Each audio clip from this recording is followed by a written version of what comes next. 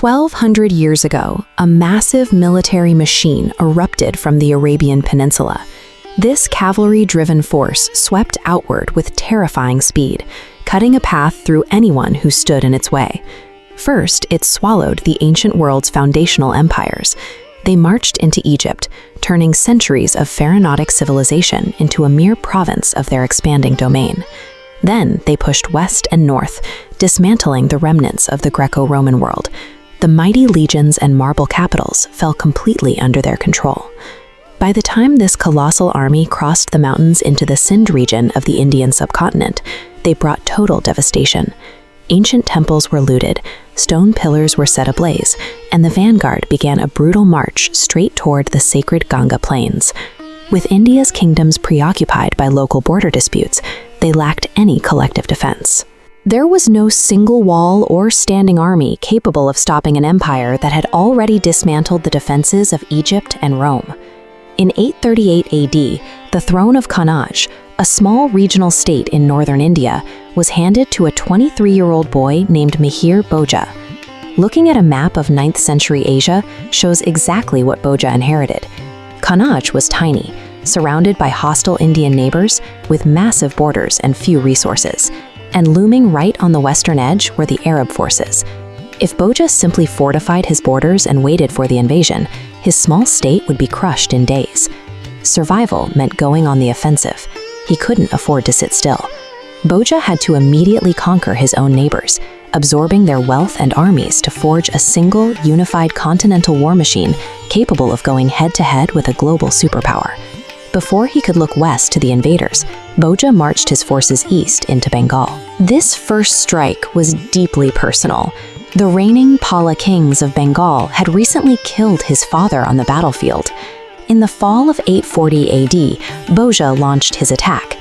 The young king lost this initial clash and was forced to retreat, but his forces managed to cut down several top generals and key military leaders within the Pala ranks.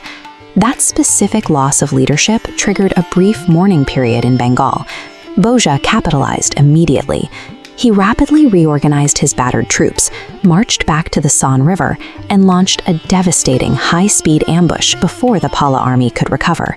The sudden assault shattered the enemy lines. Bhoj's infantry encircled and captured the Pala prince Narayan Pal, effectively swallowing the wealthy, massive territory of Bengal into the expanding Kannauj Empire.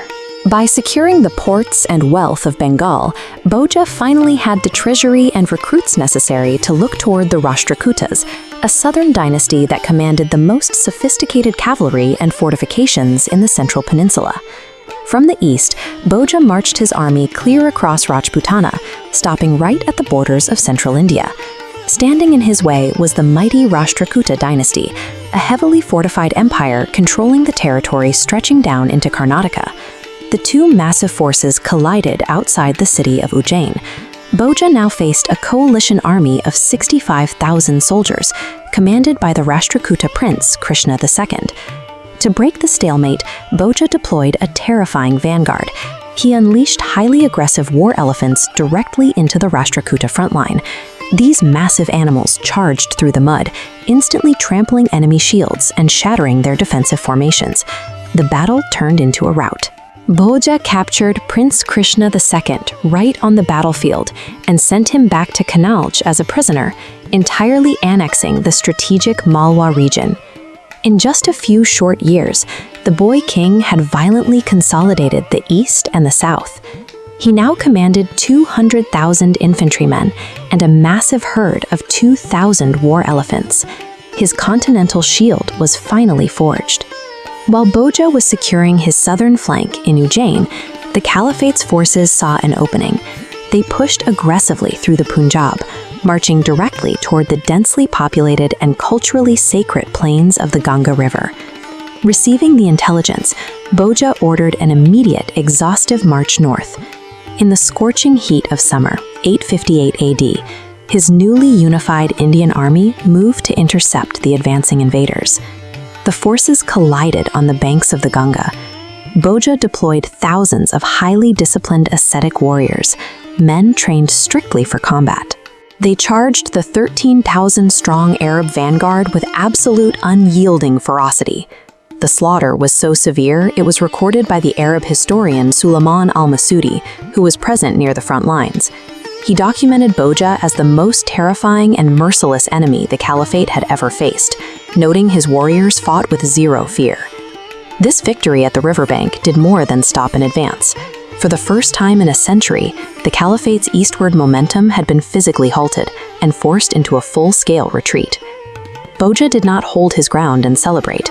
He launched a massive, relentless counteroffensive, hunting the retreating Arab forces hundreds of miles back across the subcontinent, all the way to their strongholds in Sindh. The campaign culminated at the sun-baked fortress of Sindh. After a grueling 15-day siege, Hindu forces breached the main gates, overran the fortifications, and eliminated the Arab governor, Imran bin Musa.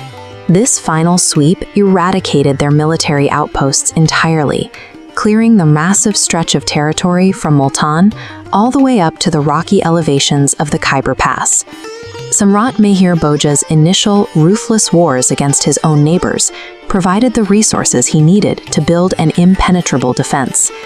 By forging that unified war machine, he successfully locked the world's greatest expanding empire out of India for the next 300 years, earning his place in history as the Mlecha Nashak, the destroyer of foreign invaders.